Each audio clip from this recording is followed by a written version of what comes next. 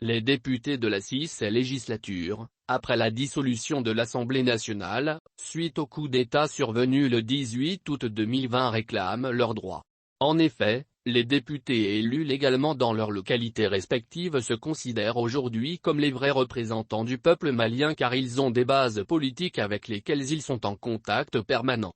Aujourd'hui, dans la construction de l'édifice national, de la réconciliation nationale et de la cohésion sociale, l'apport des députés de la 6e législature serait une opportunité, car ils ont une légitimité réelle d'autant plus qu'ils ont des bases politiques dans leur circonscription électorale. Après avoir introduit une requête au niveau de la Cour suprême du Mali, celle-ci s'est dite incompétente pour trancher ce dossier.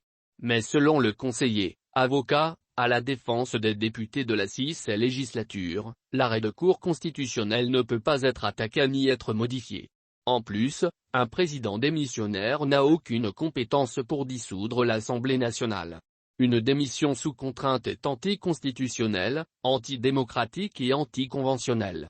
D'ailleurs, l'article 42 de la Constitution du 25 février 1992 impose au président de la République la consultation du Premier ministre et président de l'Assemblée nationale comme le stipule la Constitution. Le président de la République peut dissoudre l'Assemblée nationale, après consultation du Premier ministre et du président de l'Assemblée nationale.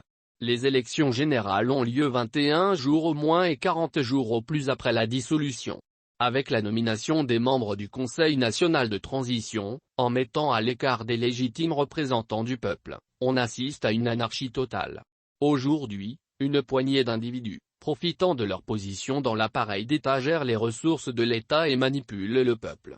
Selon les députés de la 6e législature, les membres du Conseil national de transition n'ont aucune légitimité populaire et sociale pour parler au nom du peuple malien.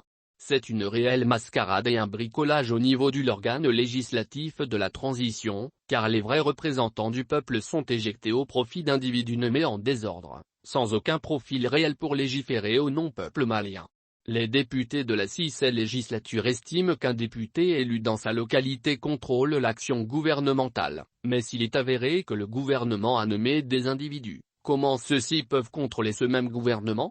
Il est clair aujourd'hui que sans les députés de la 6e législature, élus par le peuple, cette transition passe carrément à côté de son objectif recherché par exemple, dans l'action engagée par les autorités judiciaires, c'est-à-dire la lutte contre la corruption. Un débat s'est vite amorcé autour de l'existence de la Haute Cour de justice.